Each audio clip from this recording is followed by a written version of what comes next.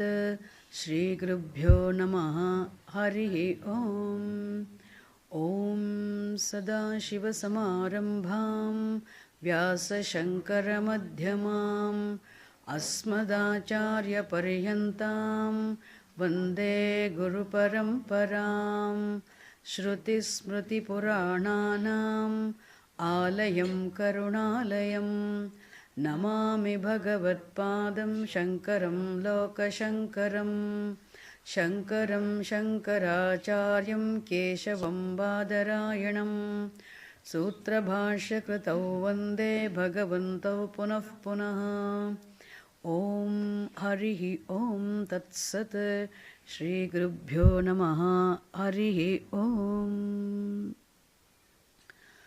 ॐ सहना भवतु सहनौ भुनक्तु सह वीर्यङ्करवावहै तेजस्विनावधीतमस्तु मा विद्विषावहै ॐ शान्ति शान्ति शान्तिः.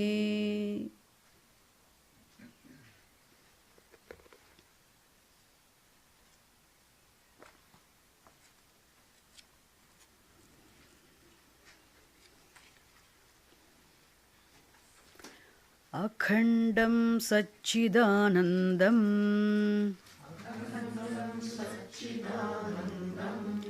अवाङ्मनसगोचरम् आत्मानम् अखिलाधारम्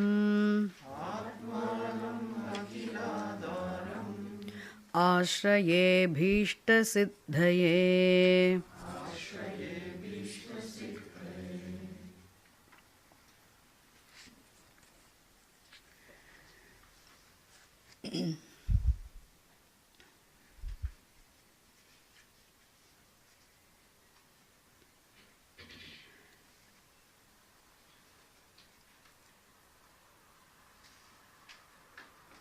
The author of this text, Vedanta Saraha,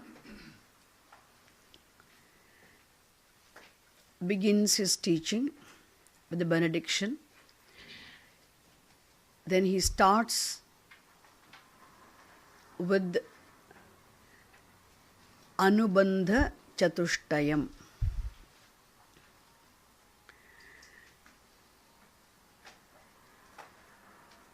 A set of fourfold factors involved in a textbook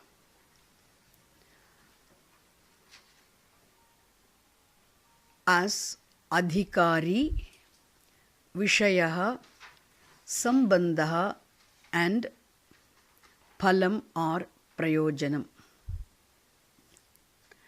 Adhikari is the qualified student.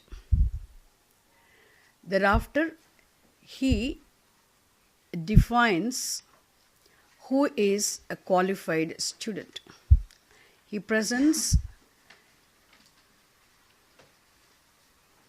the definition of a qualified student as presented in Tattvabodha as the one who is endowed with fourfold qualifications. Adhikari, the eligible candidate, eligible student of Vedanta Shastram, is the one who is endowed with fourfold qualifications.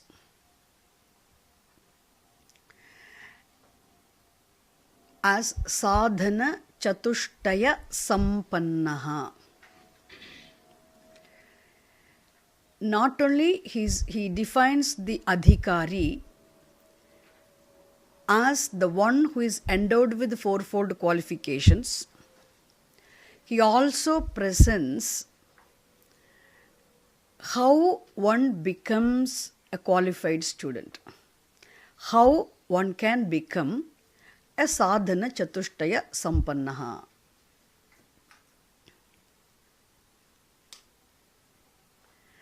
So he states, for the one who become one to become qualified, eligible student, he must have performed karma.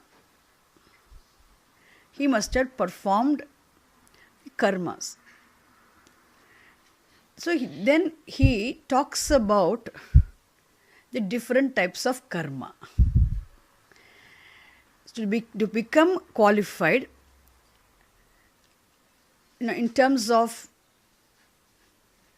to become qualified in terms of the mentally purified and mentally steady person, one must perform karma. And he discusses the different types of karma, which we saw in the last class. It's a deviation, little slight deviation here, which means instead of talking about the qualifications, he mentions how one can become a qualified person. And to become a qualified person, one has to perform karma. And what all karmas are there, he talks about the different types of karma, which we saw last class. Which means we are still discussing the adhikari. You should not forget that. We have not yet gone to the Vishaya. We are still discussing the adhikari.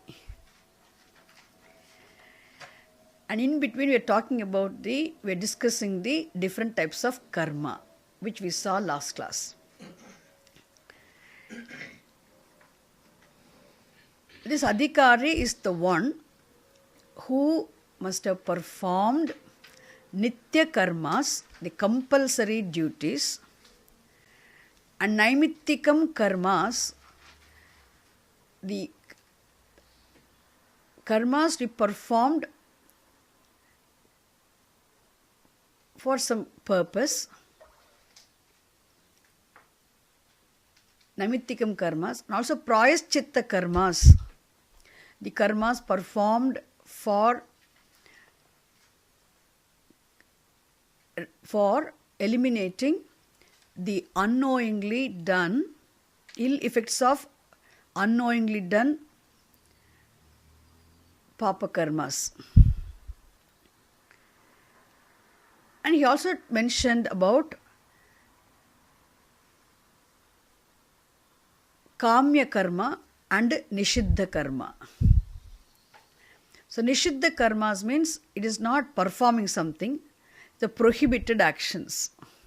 So we saw very clearly last class what are all nitya karma, what are all the nitya karmas, what are all naimittika karmas.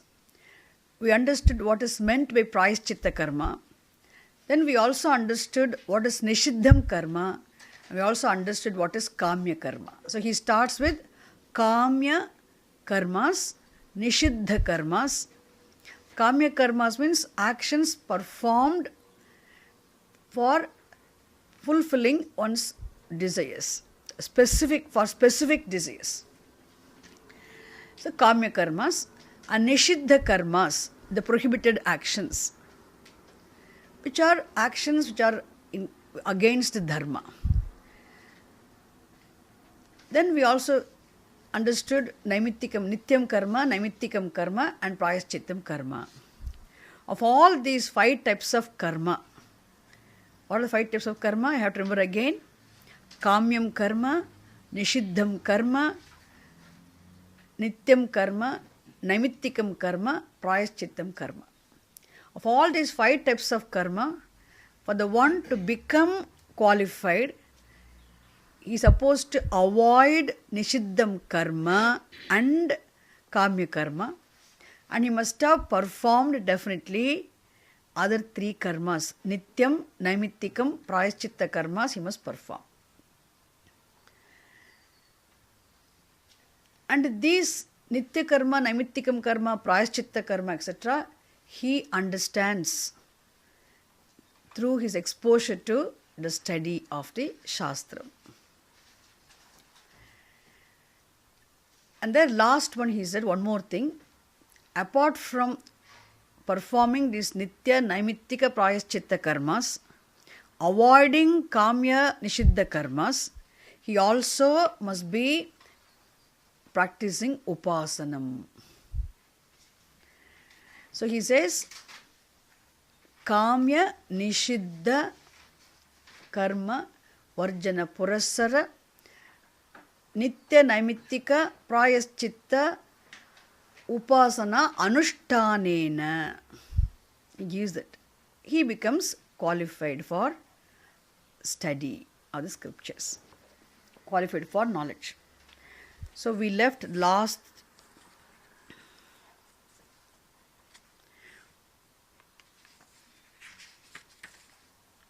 So we had to go to the topic of Upasanam today. Is it clear?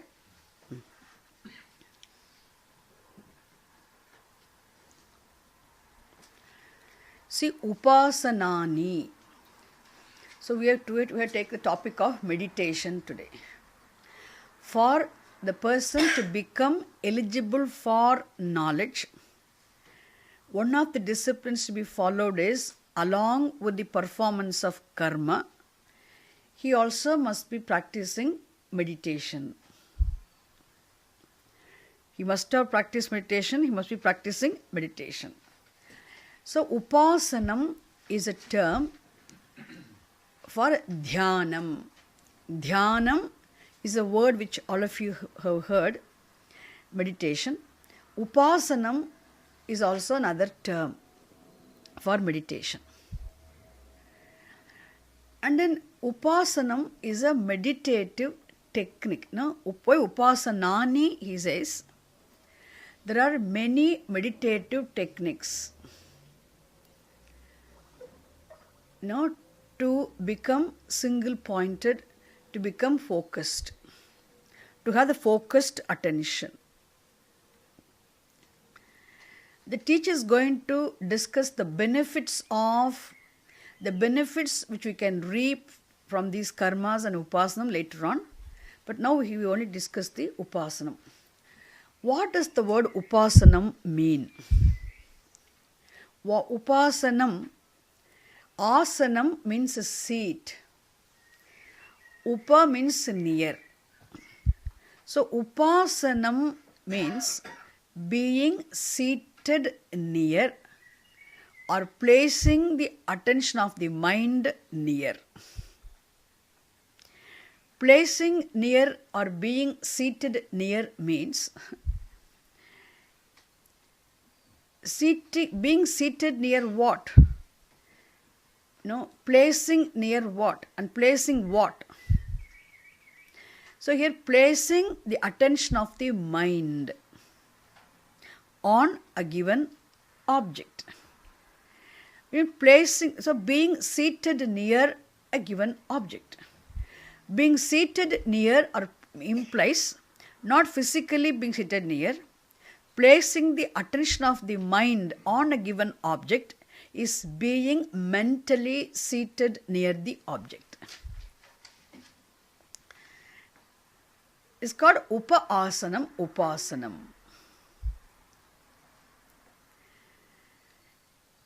Which means attention of the mind has to be taken from every other object, everything else, and it must be totally placed, focused on one given object.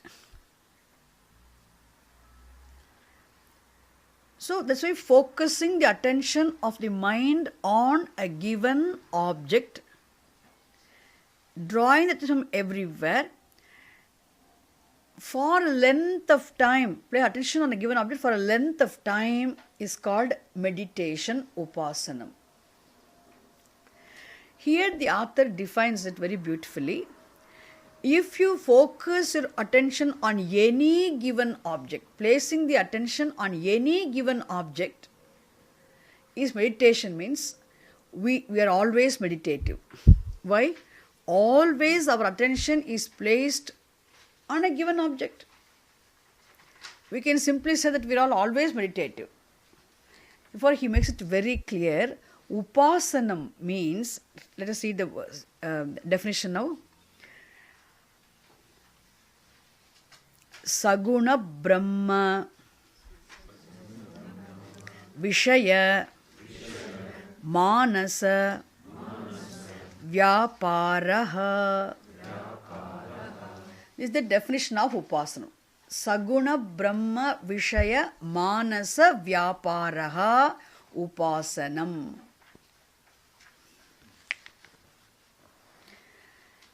There are many meditative techniques, therefore there is upasanani, it is given in plural form. If you ask what is meditation, what is upasanam, you have to say in one sentence, saguna brahma vishaya manasa vyaparaha. So vyaparaha is activity. Manasa vyaparaha means mental activity. So in all our activities, in physical activity, definitely mind is involved. Is it true? When you are driving, physically you are driving, but your mind is in that act of driving. So any physical activity is backed by your attention. Supposed to. When you are eating, mind must be backing the act of eating, which means in every action, any physical action you are doing, your mind must be behind that action, which means the mind is very much involved in that action. Only then you can say you are doing that action attentively. So any attentively done physical activity is also as good as meditation. Know why? That given particular action, physically you are involved in doing something, and attention is totally in that act of physical activity, means that activity is also attentively performed physical action also is as good as meditation. And when you're attentively performing an action, focus attention in that action you're doing, you're able to do it perfectly also, as perfectly as possible. And it becomes efficiently performed also. When the attentively performed action is as perfectly performed as possible, therefore as perfectly as possible, when the action is performed, it is efficiently performed action also. So perfectly performed is efficiently performed. Efficiently performed is more contributive, useful, more productive action. Similarly, in oral activity also,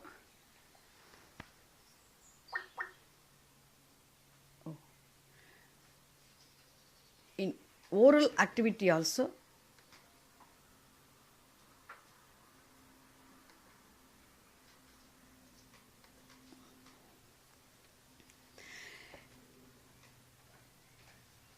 oral activity, when you're speaking something, saying something, in oral activity also, your mind is involved.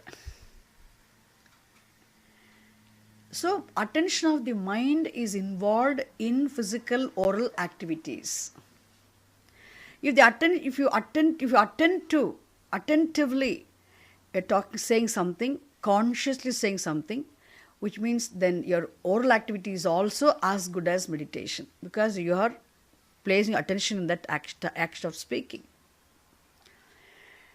But when the mental activity comes, the body or speech are not involved. It is purely a mental activity. Therefore, meditation is purely a mental activity, manasa vyaparaha.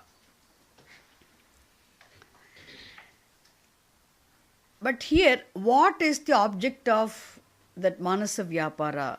Which is focusing the attention is the manasa vyapara. But what are you focus attention on? That makes the mental activity a meditation.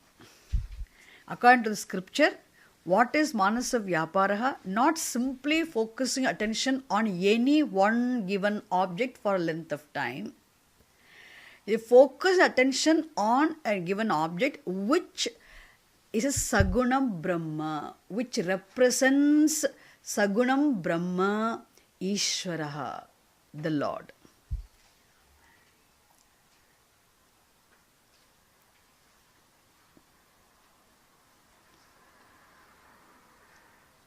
If the object of meditation symbolizes or represents the Lord, the whole, then it is meditation.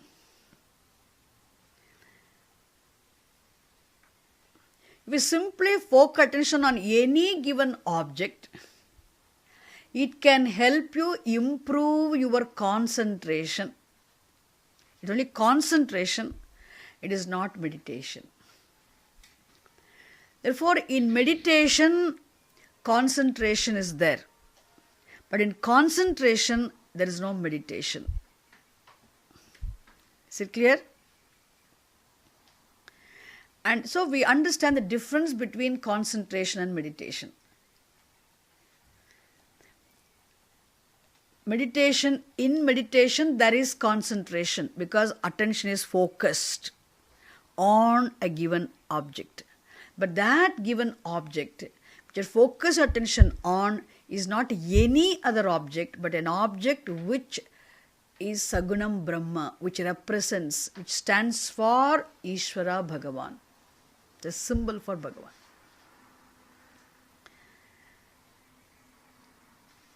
Therefore, Saguna Brahma Vishaya. Vishayaha means an object of meditation. An object is called Vishayaha. Saguna Brahma Vishaya Manasa Vyaparaha is equal to a mental activity for which the object is Sagunam Brahma, the Lord. Is it clear? And in this context, I want to tell you one more thing. Why do we say Sagunam Brahma? Why we do not say just Brahma or Nirgunam Brahma? If the object of meditation is Nirgunam Brahma, Nirgunam Brahma means what? We say the absolute reality without any attributes. Reality as reality is an object of meditation, then that reality actually happens to be the very truth of the very meditator. That is, it's not an object, it is the very subject. So meditation upon one's own Swarupam, reality as one's own Swarupam, is called contemplation, which is also meditation. Why? Contemplation is a mental activity. Manasa Vyaparaha. Contemplation is Manasa Vyaparaha. Meditation is Manasa Vyaparaha. Concentration is Manasa Vyaparaha. All the three are mental activities. But what is the difference? In concentration, the object can be anything. You can just simply light a candle or see the flame, or focus attention only on the flame. Close your eyes, or simply without a candle also, you can visualize a candle flame or a diya flame, and you can focus attention on, or a bunch of flowers, or a tree, or some beautiful noise of some birds, or a cluster of clouds. Anything, any one thing you can take, and you can focus attention on that one thing. Any form, any one form. Definitely, if you practice that, it will help you improve your concentration. But we do not call that a meditation.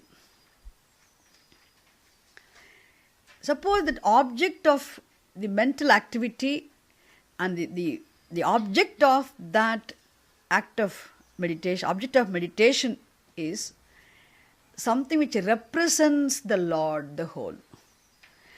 Again, you can never meditate upon the Lord, the whole. Understand a very important thing. Meditating upon the Lord, see, the focusing the attention of the mind on Bhagavan, the Lord, the Ishvara, is meditation. If I say, you will ask me how to meditate on the Lord. You know why? We have not yet understood what Lord is. We do not know what the Lord is. But now we have some understanding. Lord is the whole. All that is here is the Lord, which is a fact, but we have yet to understand this fact. If you already understood this fact very clearly, isn't it? Then you will be always in meditation. You don't need to practice meditation. But here the thing is, you have yet to understand the fact of Bhagavan being the whole. But you accept it as a fact, then you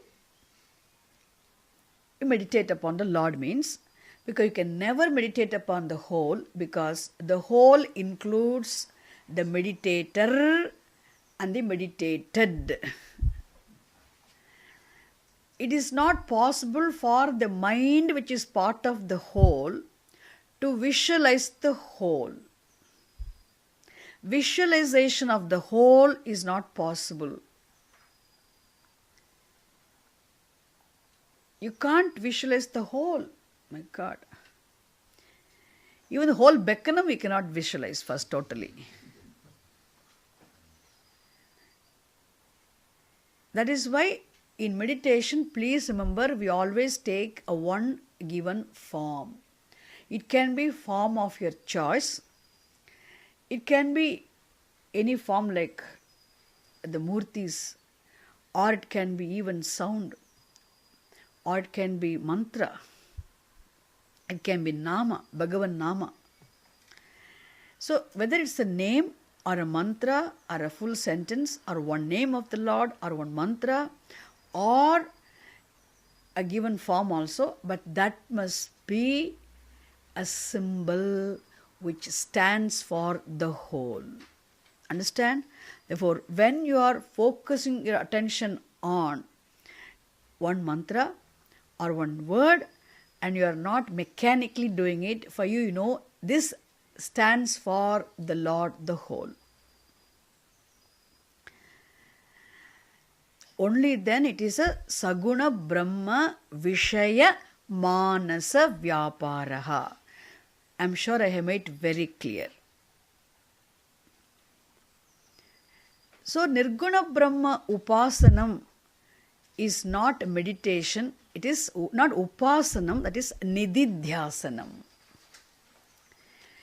Nididhyasanam is a Sanskrit word for contemplation. Upasanam is a word, Upasanam is for meditation. What is the difference? Both are mental activities. Contemplation and meditation. Nididhyasanam and Upasanam, both are mental activities. The only difference is here in meditation the object is Sagunam Brahma. In Nididhyasanam the object of meditation is Nirgunam Brahma. In meditation the object happens to be a symbol of which represents the Lord, the whole, Sagunam Brahma. There is meditator, meditated, difference is there. I am the meditator. I meditate upon a given form or a given mantra which stands for Bhagavan, the whole. And there is a difference between meditator, meditated. I am different from the mantra I meditate upon. I focus my attention on. The name, suppose many of you must be practicing Rama Nama. Suppose, the word the name of the Lord I focus on is different from me, the meditator. There is a difference between meditator and the meditated. Suppose I visualize, some form of the Lord as Rama, as Krishna. Then again what? The form is different from, the object of meditation is different from me, the meditator. There is difference.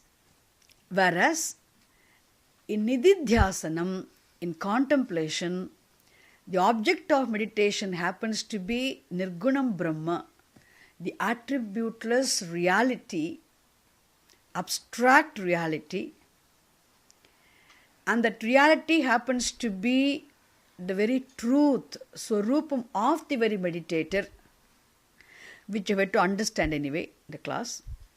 There is no meditator, meditated difference. Is it clear?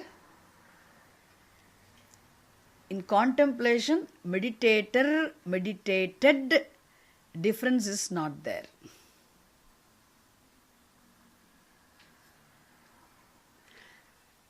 So any mental activity is meditation, we can say. So contemplation is meditation because it's a mental activity. But any meditation is not contemplation because the object of meditation is not your own Swarupam, Nirgunam Brahma. Is it clear? This is very important for you to understand. So when are you supposed to do Nididhyasanam, contemplation? Only after having done Shravanam and Mananam, which means only after having some clear, doubt-free knowledge of the truth, the reality, as yourself, not as an object. Only having recognized, having understood the nature of reality as one's own self very clearly, then only you are eligible, you can focus attention on your own Swarupam. Without having understood what is your Swarupam, without having understood what the reality is, how can you meditate upon reality? Therefore, the Nididhyasanam presupposes the clear, doubt-free understanding of the nature of reality, what the reality is. Therefore, that has to be done later on. But now here, the author prescribes, says, Upasanam is a discipline, it's a meditation, and which is for mental steadiness. Understand? We are going to see that. The benefit of meditation we are going to see. So there's a difference in the benefit. The benefit of meditation is different from the benefit of Nididhyasanam, contemplation. Is it clear? So the benefit of contemplation is different from the benefit of meditation. And that is why here, in order to prepare one's mind for knowledge, meditation is prescribed.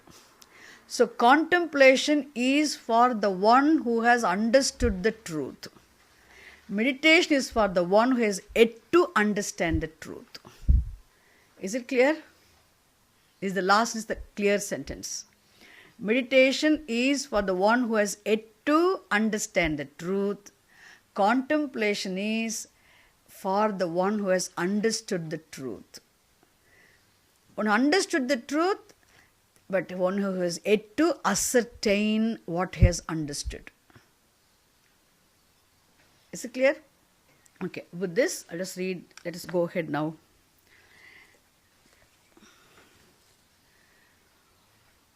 Therefore, he says, Saguna Brahma Vishaya Manasa Vyaparaha. Sagunam Brahma means what? The Lord. The reality with attributes. Isn't it? We can say Ishvaraha, the Lord. Can you meditate upon the Lord? We cannot meditate upon the Lord. Why? Lord is the whole. How can the mind, tiny little mind, is part of the whole, visualize the whole? Impossible. That is why meditation is always on an object which symbolizes, represents the Lord, the whole. I think this is for Saguna Brahma Eva Vishayaha. Bhagavan must be the object of meditation, object of your focus. Only then that mental activity is upasanam.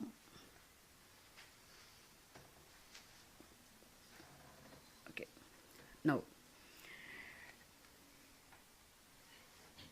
it is Rupani. So, Saguna Brahma Vishaya Manasa Vyapara Rupani Shandilya Vidyadini.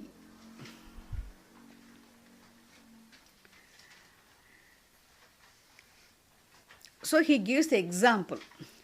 See, in Upanishads, when you read, you have to be very careful. The word Vidya is used in two senses. The word Vidya, the main meaning of the word Vidya is knowledge. In some contexts, the word Vidya also means meditation. Okay. Therefore, his Shandilya Vidya means a particular meditative technique. It's called Shandilya Vidya.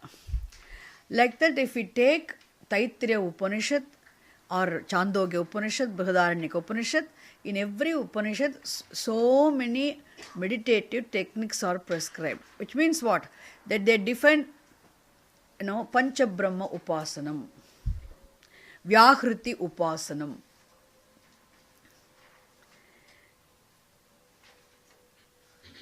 Like that, we have many upasanams prescribed. We have already finished Taittiriya, another class. You must be knowing. Some of you who Upanishads class students, they must be knowing. So, the many upasanams prescribed in the Upanishads. The many upasanani are there. Technique means it's not something, somehow to sit and all that. There are many meditations are prescribed. Now that I can't say the techniques, the many meditations are prescribed in different Upanishads. And in every upasana meditation, the object of meditation is Sagunam Brahma, which something which stands for Ishvara, Bhagavan. So I'm not really giving, because we are going to see later on. Now you understood what meditation is, isn't it?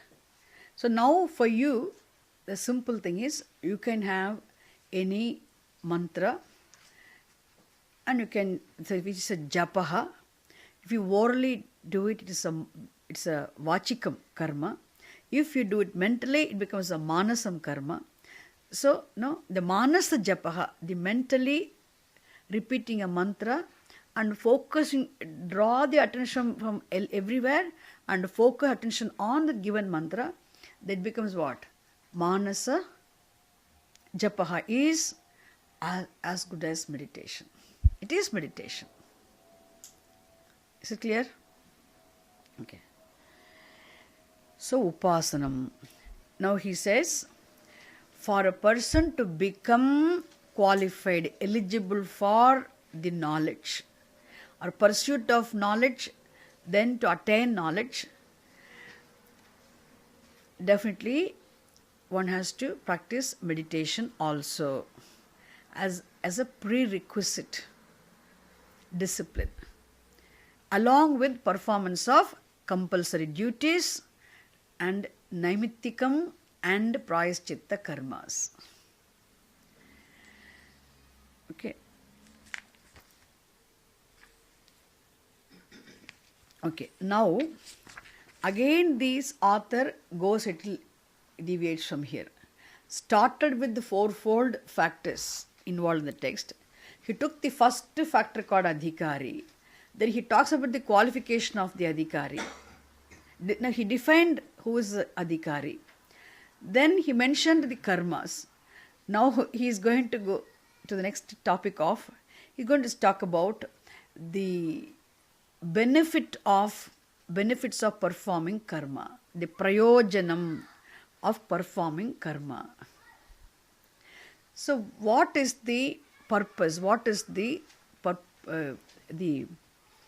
benefit of performing these karmas? Which means we need not talk about the benefit of prohibited actions. Why? Prohibited action, the very word prohibited says what? We do not perform prohibited act. So avoidance of prohibited actions itself is what? Will not produce papam. Okay, therefore you do not do it. So we don't need to talk about the prohibited actions. Similarly, we need not talk about the kamya karmas also, because they are avoided. And what karmas do we perform then?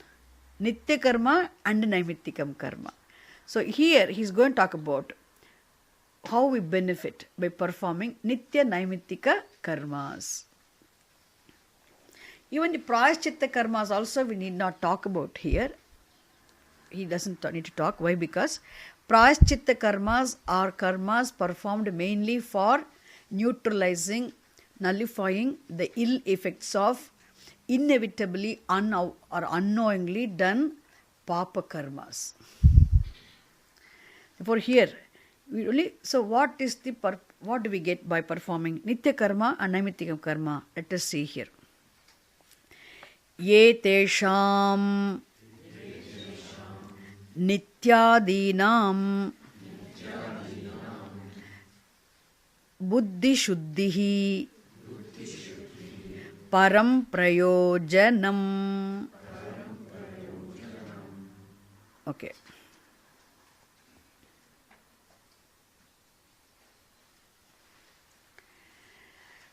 Always the karmas, the actions we perform produce two types of palams, two types of fruits, results.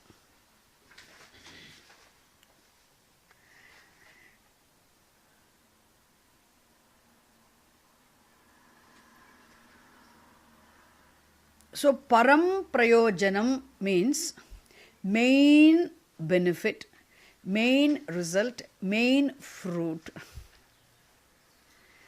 or primary benefit is called param prayojanam.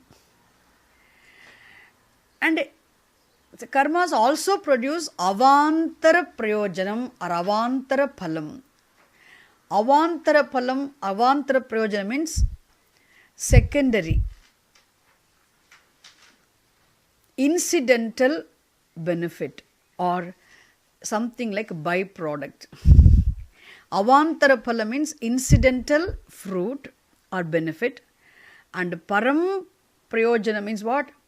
Is a main primary benefit. The two benefits are there. Two fruits are produced by any karma. So here he says nityadinam. Nitya adina means if we perform nityam karma, the compulsory duties regularly, properly, then if we also perform naimittikam karma, the karmas which are to be performed occasionally for a for given purpose, when you perform properly, then what is the param prayojanam? What is the main primary benefit you have? He says shuddhihi. What shuddhihi means? Purity. Shuddhihi is a ikaranta strilinga shabdaha. It is a feminine gender word, shuddhihi. Buddhi shuddhihi means antahkarana shuddhihi. Chitta shuddhihi. Chitta shuddhihi, antahkarana shuddhihi, sattva shuddhihi, buddhi shuddhihi means what? Mental purity. mental purification. If we perform, oh, that's all. Don't take it. My God. Buddhi Shuddhihi means what? We have to see. Chitta Shuddhihi, Buddhi Shuddhihi, Antakarna Shuddhihi, Sattva Shuddhihi. Mental purity means what? Mind becoming relatively free from impurities in the form of ragadveshas, likes and dislikes. We have strong likes and strong dislikes, passions and aversions, and which will result in anger, jealousy, hatred, fear, etc.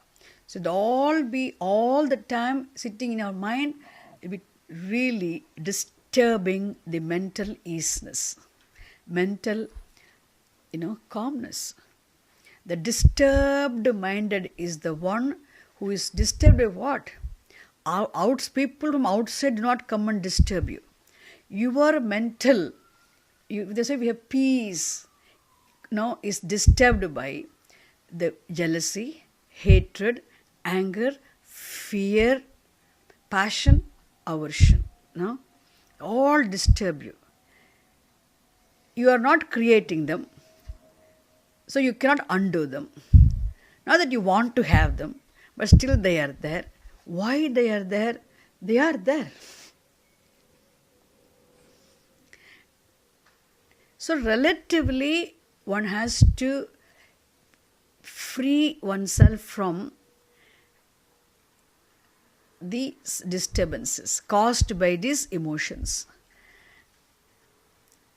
which means one should be able to manage these emotions. Therefore, if you have focused attention on your duties and compulsory duties, and you also focus attention, understand the importance of naimittikam karma, and your attention is paid totally to that karma, then naturally you are managing them. You don't give, that is why we say lazy, idle man's mind is a devil's workshop. Means, why do they say that? Devil comes and works, you give time for devil. You don't give time for devil when? If you are busy with your own, if you engage yourself in not in wrong actions, but in compulsory duties, actions, and your own naimittikam karma. Nitya karmas and naimittikam karmas are karmas which have to be performed. And which also implies what? Performance of nitya karma, naimittika karma implies what? When you avoid the prohibited actions, means all your actions are in conformity with dharma. Why? You are performing only nitya karma, performing only naimittikam karma. You avoided kama karma and nishiddha karma. Therefore, nishiddha karmas are avoided means your actions are in conformity with dharma. But that's a very important thing, okay? I am doing nitya karma, naimittikam karma. I am also not able to give up. But nishiddha karma means no sattva shuddhihi. Understand? Sattva shuddhihi, the mental purity is possible only when you are performing nitya karma, naimittika karma, carefully consciously, prudently avoiding the prohibited actions. Is it clear? Where he says, nitya adinam means nitya karmanaha, naimittika karmanaha, okay? When you, as a result of performing compulsory duties and naimittikam karmas, excluding prohibited actions, then the benefit you get, the main benefit you get is what? Main benefit is mental purity. Relatively disturbance-free mind. Relatively disturbance-free mind means relatively pure mind, which is let it free from the impurities such as likes and dislikes.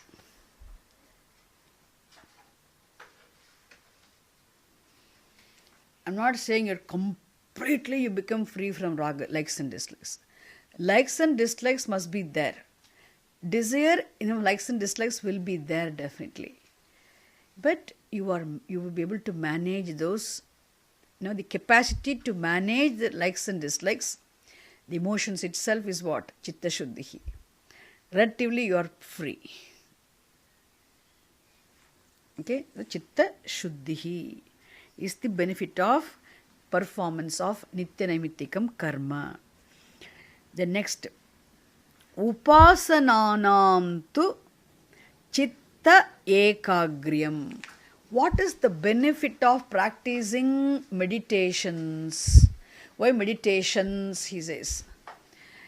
The objects of meditations are many. The objects representing Sagunam Brahma are many, many, many. Therefore, he says what? Meditations. Isn't it? Therefore, Upasananam, practice of different types of meditation, will result in Chitta Ekagryam. Chitta Aikagryam, he says. Chitta Aikagryam. Aikagryam means single pointedness of the mind. We can say the mental steadiness. The attention of the mind is, really jumping to so many things. There is no aikagryam. There is no focused attention. So the capacity to remain focused on a given object for a length of time. See, you practice meditation. You want to focus attention on a given object for a length of time, but the mind doesn't sit there. It jumps all over initially. That is why when you repeatedly practice meditation, as the mind goes, you bring it back and bring it back, bring your attention back, and you practice it. The long run, what happens? Once you are able to be focused. The capacity to remain focused for a length of time is called Chitta Aikagryam, or is called mental steadiness, a single pointedness. It's called Aikagryam. Eka means one. Ekam agre, is it? Only one thing alone. Focus is on only one thing, not on so many things. The Chitta Aikagryam, mental steadiness, means the single pointedness of the mind you can achieve by practicing meditation. So these two are very important. What is mental purity and mental steadiness? Antah, in Bhagavad Gita class, in Swamiji's words, we have read so many times in Gita home study books, Antahkarana Shuddhihi, Antahkarana Naischalyam. Antahkarana Shuddhihi, Antahkarana Naischalyam. We read it so many times, haven't we? Therefore, mental purity and mental steadiness. How do we get? By performing Nitya Naimittika karma, excluding Nishiddha Kamya karma, we get Chitta Shuddhihi. By practicing meditation, we become mentally steady and focused. You can say now, Chitta Aikagryam is the benefit. You can learn a Sanskrit term now, isn't it? Now we can read it now. Nityadinam Buddhi Shuddhihi Param Prayojanam. Param Prayojanam is our main primary benefit. Upasananam tu Chitta Aikagryam. Chittaikagryam. Okay, mental steadiness.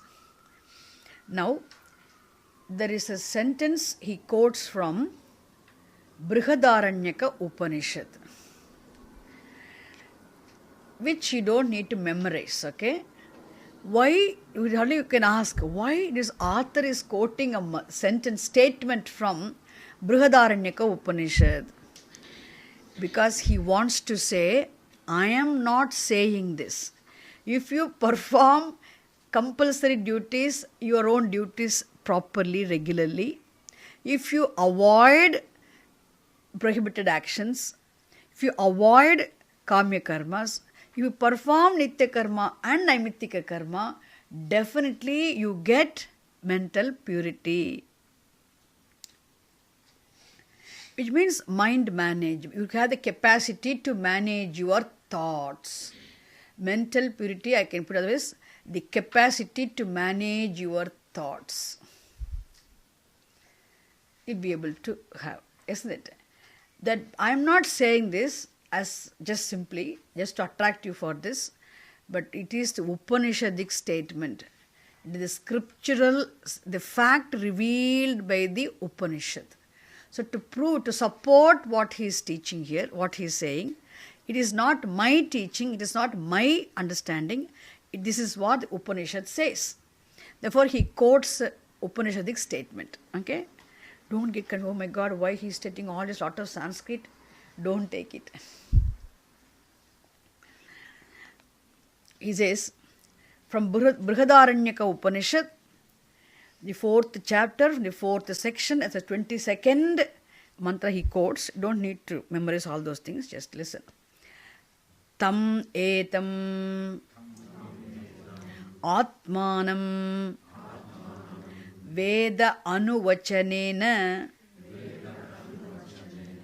vedanu brahmanaha vividishanti yajnena ityadi shrutehe. See, Shrutihi means Veda. Smritihi means a scripture which represents the teaching of the Veda without distorting it.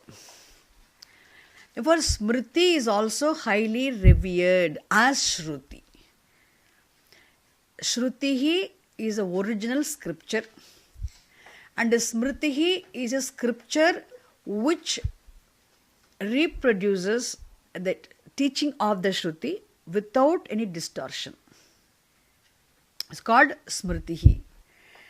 And whenever the authors like him, when they write something, to make their teaching effective, to make the teaching, having authority, authenticity, they also quote from Shruti and Smriti.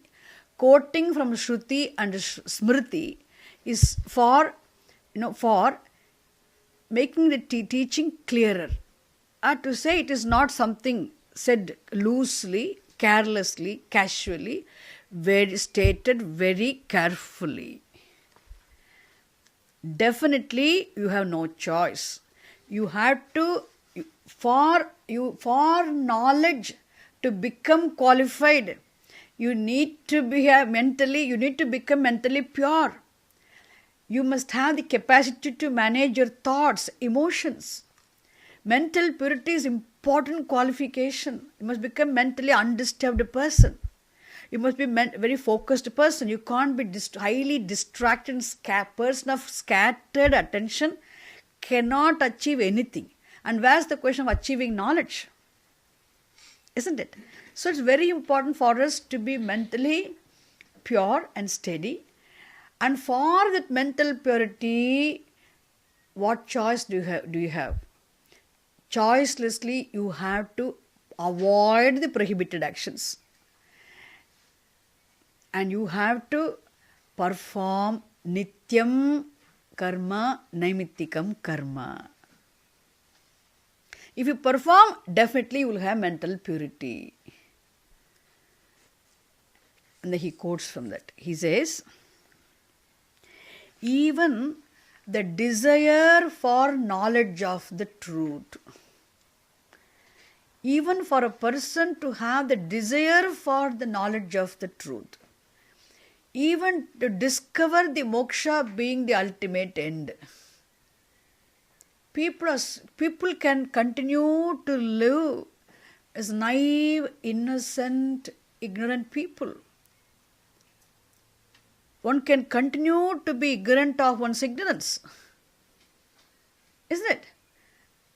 They also live, they also get up, they also work, they also dress up, and they also earn, they also enjoy pleasures in life. They also die, finally. They also have everything. One can continue to be ignorant of one's ignorance. One need not come to know of one's ignorance.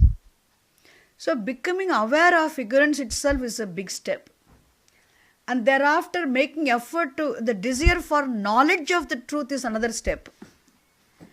Understanding the connection between moksha and knowledge is another step. All this needs, you must be mentally pure to some extent, even to understand these facts. So he says, he says, even vividisha, a desire for knowledge, vetum icha, desire for knowledge of the truth also.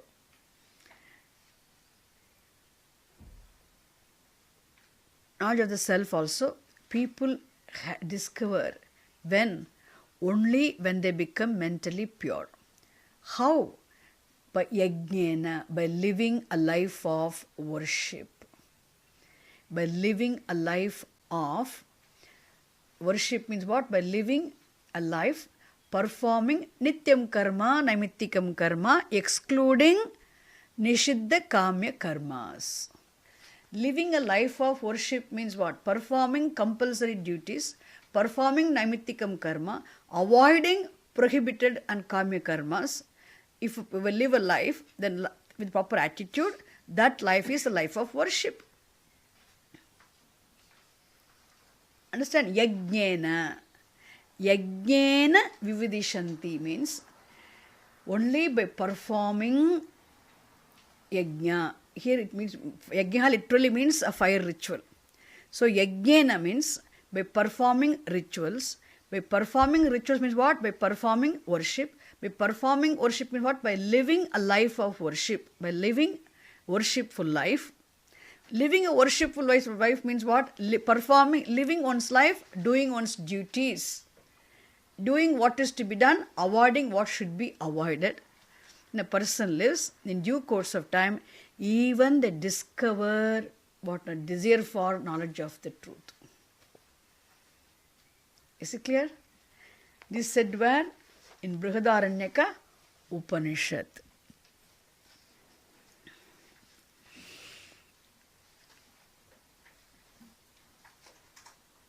Then he quotes one Smriti statement. He's quoted one statement from Shruti. Now he goes on to another statement now. He says,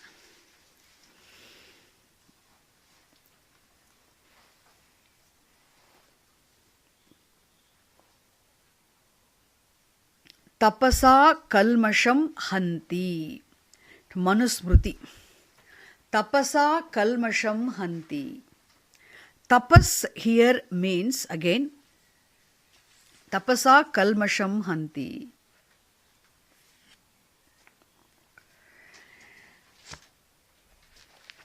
Again here tapas means righteous life, practice of meditation. So living a righteous life means what again? You cannot live a righteous life without performing actions. Isn't it? Therefore, by living a righteous life implies again performing nitya naimittika karmas, excluding nishiddha kamya karmas. Kalmasham hanti means they destroy their sins. Because they become free from sins. They have their sins washed off. This is another statement from Smriti. So the author quotes a statement from Shruti, Veda, Brihadaranyaka Upanishad, a statement from Manusmriti to support what he says. Not that he wants support. He says that Upanishad itself says. I am not saying, Upanishad is saying. Smriti is saying. Is it clear? You have learnt what today? The benefits of performing karma and practicing meditation. He's taking very systematically, very beautifully taking. Don't you see that? Okay. Now, having discussed here the param prayojanam, primary benefit of performing karma and practicing meditation, now the author is going to say, what is the avantara palam? What is the secondary benefit we can have by performing karma and practicing meditation? Is it? He's going to say that now. We should know, isn't it? You don't need to make efforts. Here, it's like saying, generally, the example given in the Shastra is always planting a seed for a tree. Okay. If you plant a seed, and then you expect what? If you plant a seed, you expect a tree to grow. Isn't it? Then there's a big tree is going to come. The tree comes, what is the main benefit you expect of the tree? The fruits they bear. Because we want to eat, Eat. The fruits, where we can eat fruits, always there will be fruits available throughout the season. That is the param prayojanam. But you do not expect other results. That is what you expect. Expecting the fruits alone, you really sow seed and you want to have the tree. But once the tree is there, once you have the tree, not only you get fruits, you also enjoy some other benefits. You have, first of all, the place looks very beautiful with the tree. And you have shade. In this country, you don't know whether you realize the need for shade or not. In India, we feel the need. Shade is so important, isn't it? We're all there now. In scorching heat everywhere. Search for the trees always. If we want to park the car, we search for the tree shade. To walk, to stand under somewhere, is there any shade somewhere available? We always look for it. Why? Because shade is so. Shade is what? It's called like avantara phalam. Secondary benefit we get from having a tree. It looks beautiful and a good breeze comes. And sometimes when you walk around, when you go for this walk in these Kelsey parks, I can always say, magnolia flowers, mild fragrance comes, so pleasant. Fragrance comes. And in India means we can also pluck the flowers for malas, which you may not do in this country. Until so many, isn't it? Suppose in India we will also do one more thing. People will go, and the dry twigs fall, we cut for the fuel.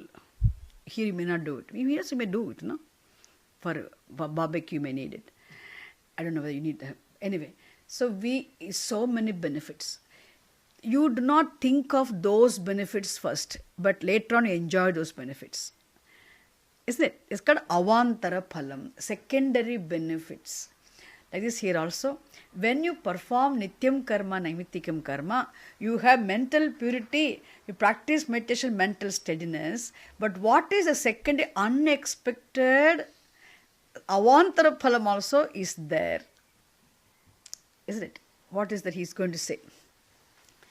Nitya naimitikayoho Nitya naimitikayoho Upasananam Tu Avantara Phalam. Now there is Avantara Phalam, the secondary benefit you have is, or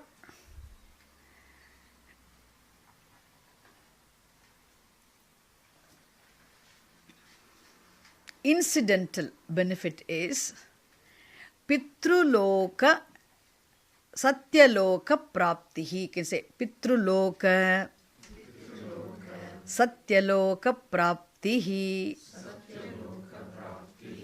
He gives together Pitruloka Praptihi, Satyaloka Praptihi. The two lokas. One is Pitrulokaha, higher world. Lokaha means a higher world here. In this context, literally the word Lokaha means the world. The world of enjoyment, the world of perception, the perceptible world is called a Lokaha. So here the word Lokaha means what? Higher lokas. Higher lokas means, oh, not only this loka, there are higher lokas. How do we know? Only from the Shruti. We do not know. We do not know even this world properly. Where's the question of not knowing about higher worlds? Now, the heaven. We talk about heaven.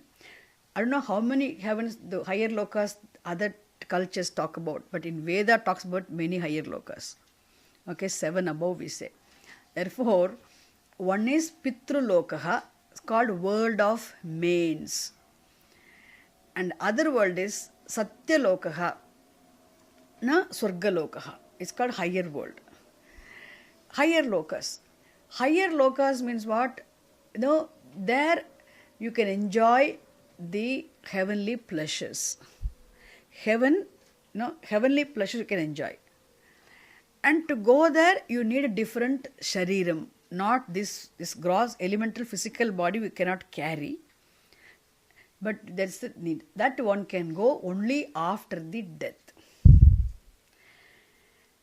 After the death, then one can, if a person has punyam means what? The result of actions, isn't it? Result of right actions. A person has, and as a result of, as a punyam, with that punyam one can go to higher lokams. And to earn that punyam required for going to higher lokas, one must have done what?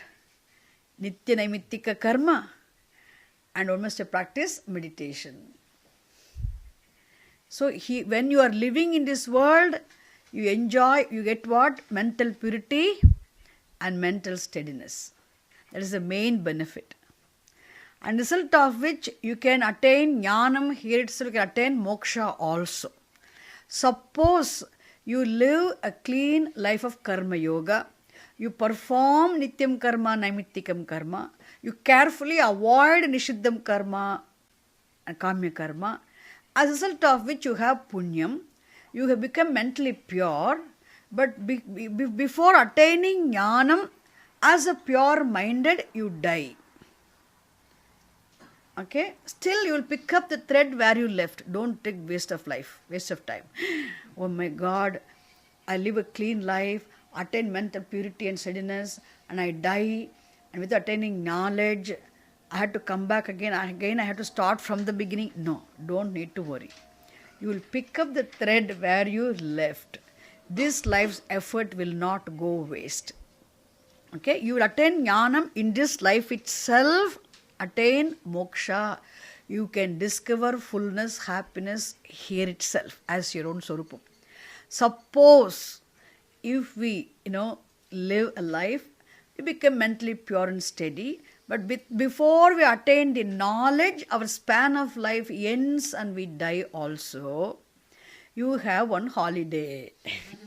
You'll come back and continue your pursuit of knowledge happily, and you'll be very successful. But in between, you'll have a break, holiday, you'll go to higher lokas. So as a result of the punyam you have accumulated as a result of doing nitya naimittika karmas, you will be eligible to qualify to go to Pitruloka. Pitruloka.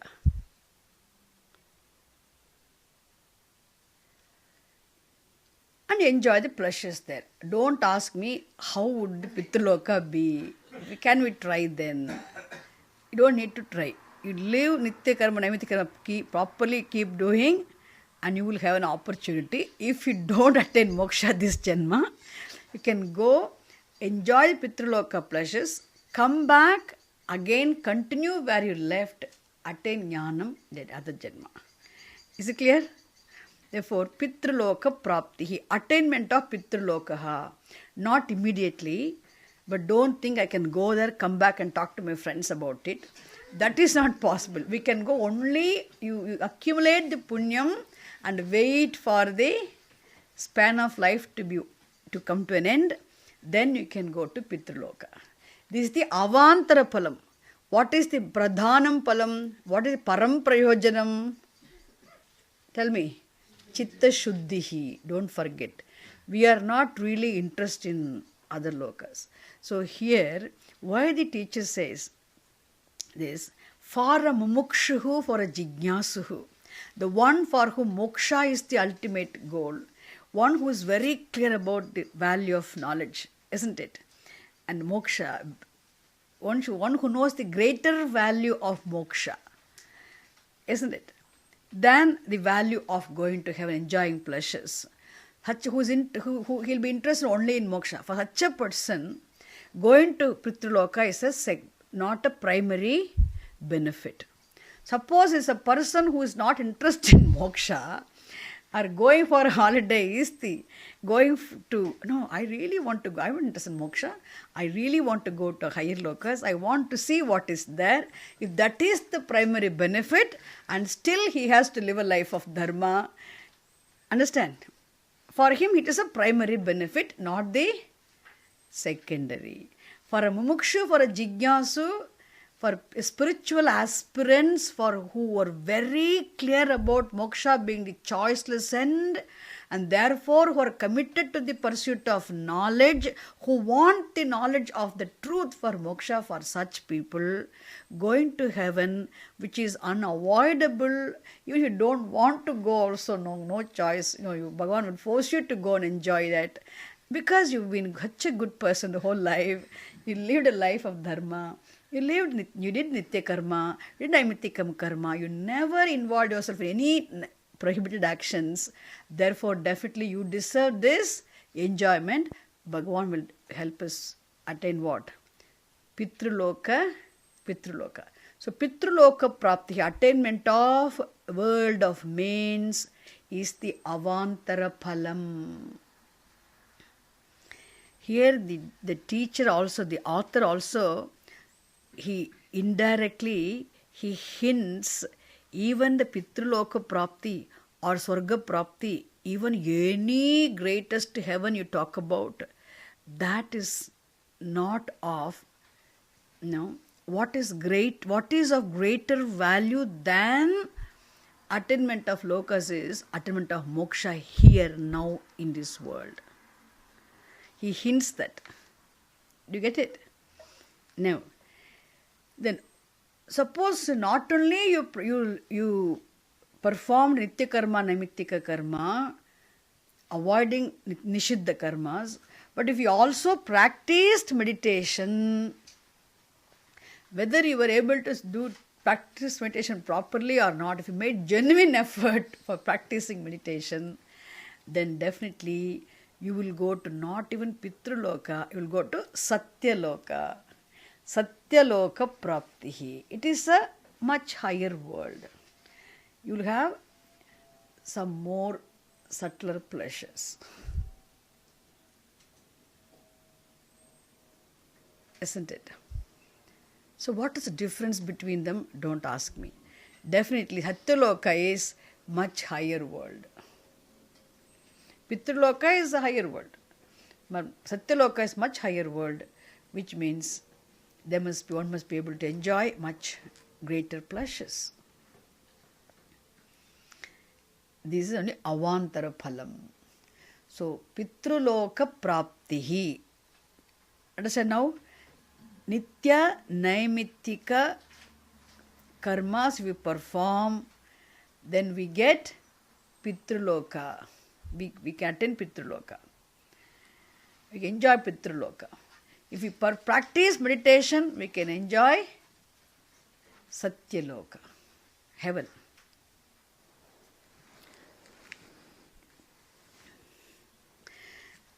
And for which, again, he quotes from Brihadaranyaka Upanishad. I tell you, Brihadaranyaka Upanishad, the big Upanishad.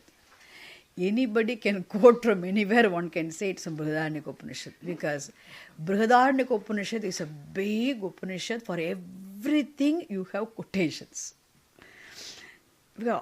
So a person can be authentic. Brihadaranyaka Upanishad says this. He quotes again, for this also, there is avantara phalam, definitely there is not, apart from the primary benefit of chitta shuddhi, mental purity and mental steadiness, there is also secondary benefit one can have in terms of attainment of Pitralokaha and Satyalokaha. I am not saying, look at this, Brihadaranyaka Upanishad says, he is quoting, quotation he is giving. Karmana Pitrulokaha Vidyaya Devalokaha. Look at this. It's only one statement he takes and quotes. Brihadaranyaka Upanishad, first chapter, 5th section, 16th mantra is given. Ityadi Shrutehe. Ityadi Shrutehe, what now? Even this statement of Brihadaranyaka Upanishad is also reveals this fact that if a person performs karma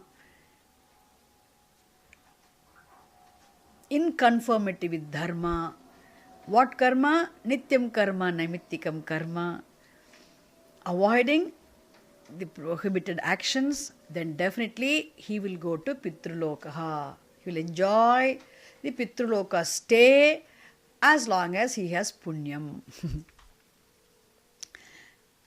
You have to be very clear, which means stay in Pitruloka, you need temporary visa what he can have, not a permanent visa.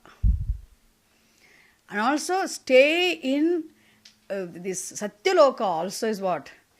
Going to any loka, we have only temporary visa. What about life in this world? Permanent or temporary?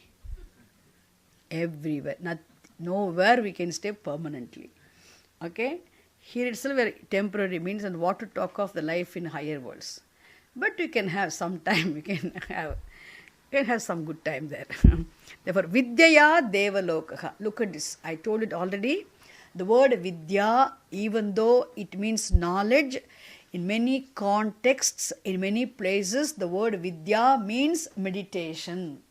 Therefore, Vidyaya Satyalokaha. We practice through the practice of meditation. As a result of meditation, after the death, one can go to Satyalokaha, Devalokaha, Swargalokaha, world of Devas. So, world of Pitrus and world of Devas. Satyalokaha, Devalokaha mean the same. Okay, he mentions the benefits. Okay. At last, he has finished the discussion on karma. Author finished the discussion on karma. You have to remember, where are we?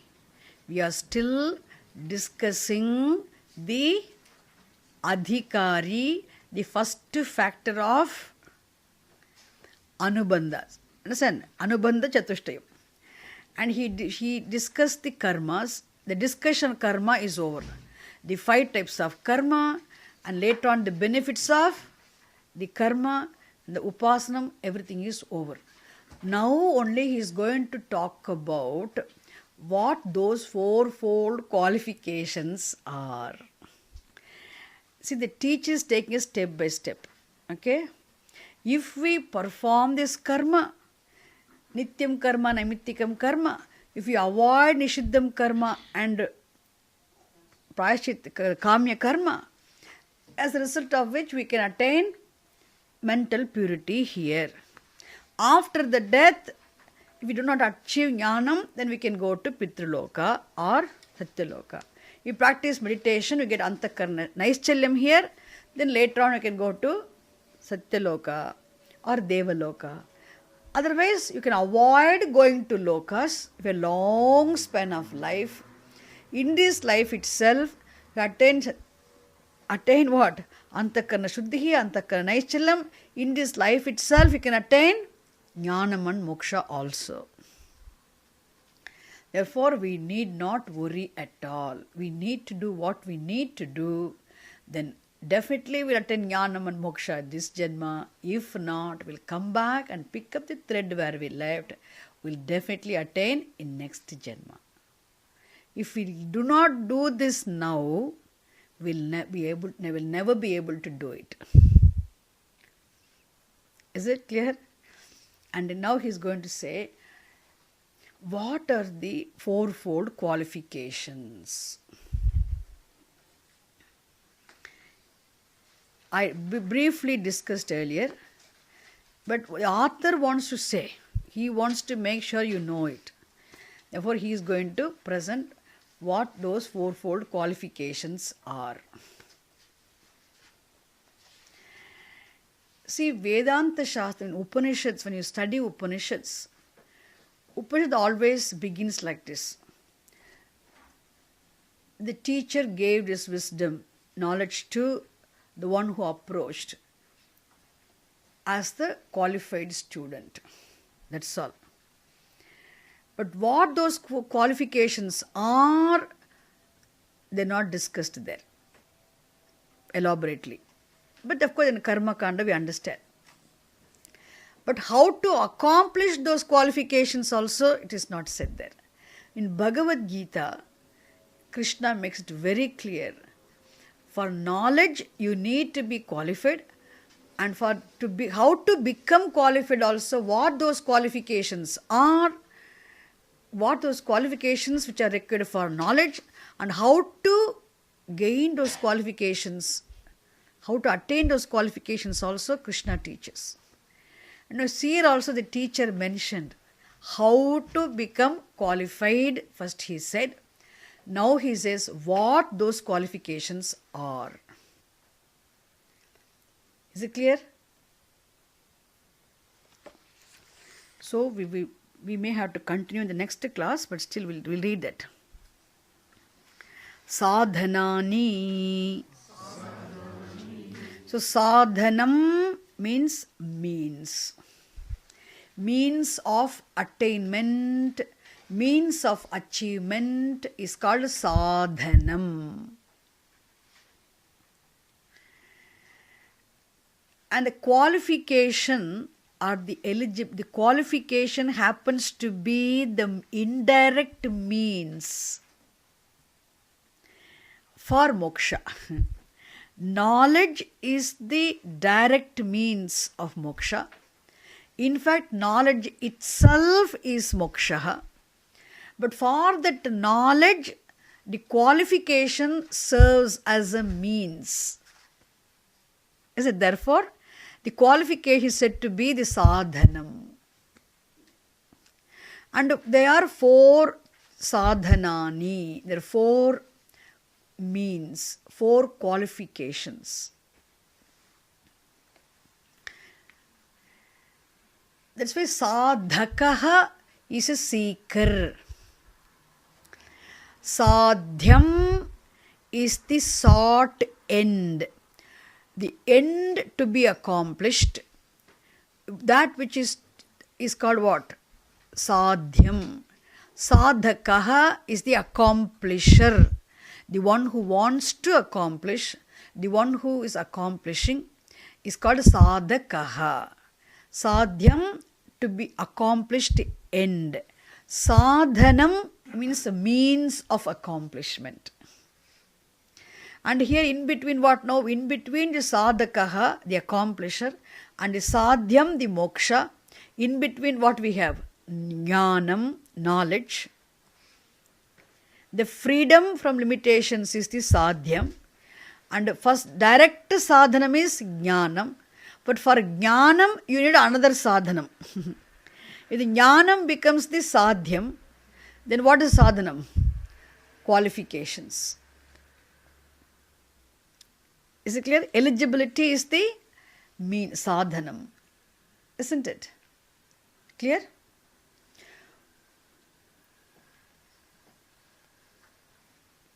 He gives in one sentence. In Tattvabodha, it is 4 different sentences. He gives one long compound sentence. Nitya, Anitya, Vastu Viveka, Nitya Nitya Vastu Viveka, Iha Amutra, Iha Mutrartha, Phalabhoga Viragaha, Phalabhoga Viraga, Shamadhi Shatka, Sampatti, Shamadhi Shatka Sampatti, Mukshutvani. He has put as one long sentence. All the 4-fold qualifications which serve as means of attainment of knowledge are present in one long compound sentence.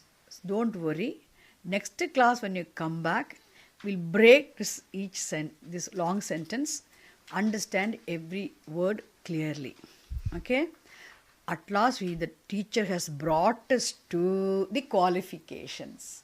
So, we have not yet completed the discussion on adhikari. Is it clear? So, I'm going to stop here. 1 second. So, I'm conclude the class now. Just I want to ask you, is there any doubts? Anybody has any doubts here? Yes? When he describes the karmas, he is very specific about nitya, naimittika, and these actions are described in the Vedas. So they are karma kind of the Vedas. So, and usually you translate, you explain that as our duties. Yeah. However, our duties today are not those from the Vedic times. We don't perform those actions prescribed in the Vedas. Are they also valid for, for purification of mind, or any action we perform as a duty, even in a secular society as ours? See, yeah. Finished? Continue. My question is, the duties today are not those duties from the Vedic time. Are they still valid depending on your attitude only? Yeah. See, in Vedic period, when we talk about karma, in fact, even today, we understand the beauty of the Vedic wisdom is, in the light of Vedic wisdom, if we see, for us, there's nothing which is secular. Every small action you do is sacred. First thing, we never differentiate as secular actions and sacred actions. Which action is secular? Everything is sacred if the ultimate goal is discovering Bhagavan in the form of the truth. Isn't it? Everything, every sneezing is also divine action only. Divine, really, there's no such thing called to be. Even though we talk about secular actions and sacred actions, etc., religious and mundane, we say we differentiate as mundane activities, religious activities, secular actions, sacred actions. For our understanding purpose, we use those terms. Really speaking, in the light of the knowledge, the light of the Vedic teaching, we can see there's nothing which is not sacred here. Every action you do is a sacred action only. Second thing, in the Vedic period we have certain rituals, even the way Upasana prescribed in the Upanishads also, it is difficult for us to practice now. We understand the significance of meditation, understand the significance of the teaching on karma, etc. But now we do perform in this life, in the present situation where you are placed, in keeping with the time, kala, desha, vartamana, in keeping with the time and the place and the need of the hour, you know what your duties are.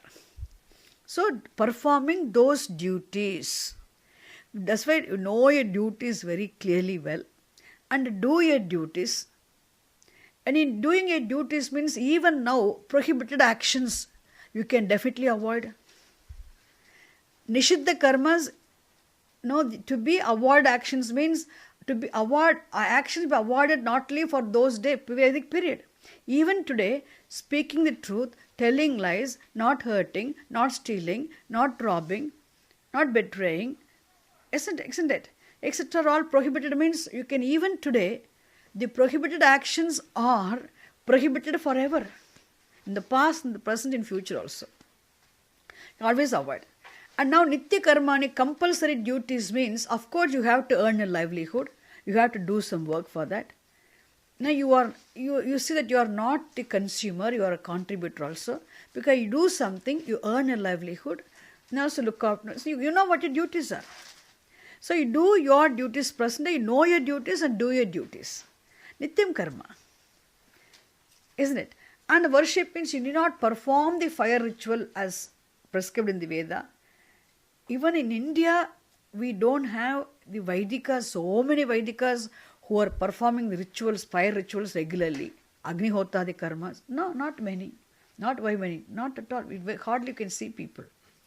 There are very few highly traditional Brahmanas who were able to do that. Somewhere we had to locate them actually. Therefore today, when you say at least regular, that's why Panchamaha we talk about Panchamaha.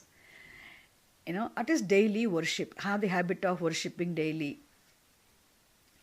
And we talked about, the Deva Yajna, Pitru Yajna, Nitya Karma, Naimitya Karmas are covered there.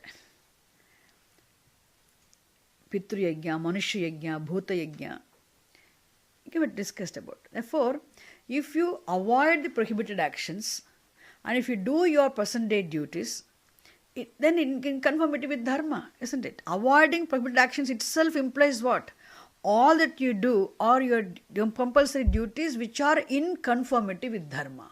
A different way of putting it.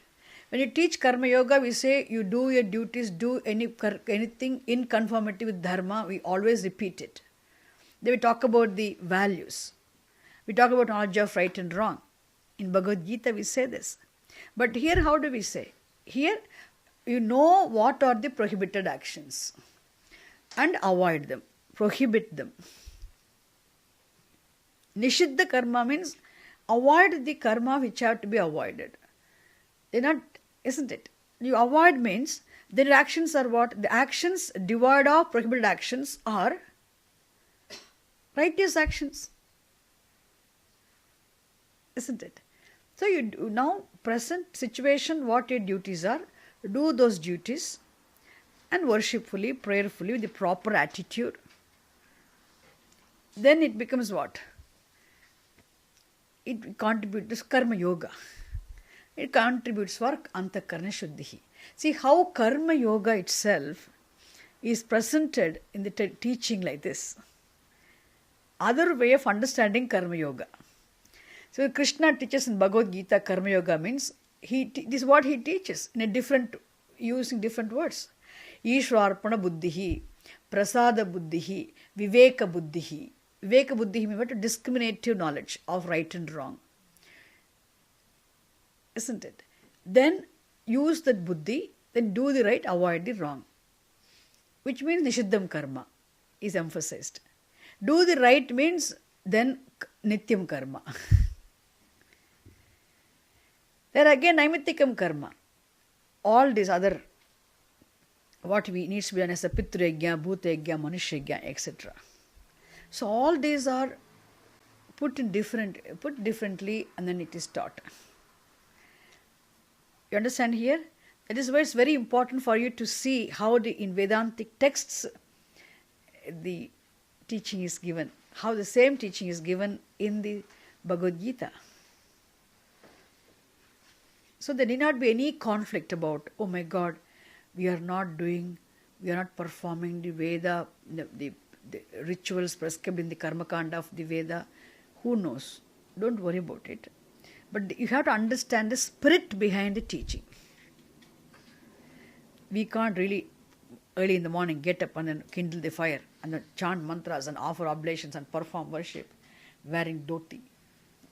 It's cold weather. Very nice to have fire ritual because it's like having fire, isn't it? Campfire like. That is not here. It's not the fun. Therefore, it is not performance of fire rituals are not compulsory because we are not living in the Vedic period. So see, know your duties and do your duties wherever you are. So the worshipful, you can be worshipful, isn't it? One can be worshipful. You are worshipful, you are prayerful. If you understand the Ishvara and then bring Dharma into your life, if you follow the live life of Dharma, bring Ishvara in your life, it's a yoga. Is it? Is it clear? Answered your question? Okay. How many of you were frightened of Sanskritam today?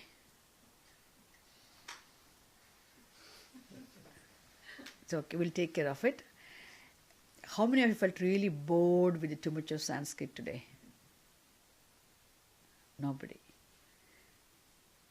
Not bored, but really. How many of you think that way?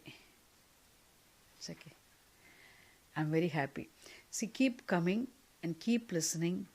Be in the class, be with the teaching, and that is the teaching will take care of your clarity. Okay? Something will happen slowly, but be patient. Because it's Lord, it takes a time because you have to get used to listening. Even what is listening itself, to understand the very meaning of the word listening takes time. I know exactly what it means. As a young girl, when I used to go to Swamiji, and I used to go sit in front of him and I used to talk to him like this. And he's, keep listening. And he'd come and say, he used to say this, listen, keep on listening, keep listening, keep listening. Keep listening, he says. Then I realized what a great fact it is, truth it is in what he says. Because continuous, repeated listening, systematically, regularly, really slowly makes your gross mind subtle. And the subtler, the more you listen, subtler the mind becomes, and the more you grasp. And your clarity enhances. Always growing clarity. This is the secret of the Adhyayanam.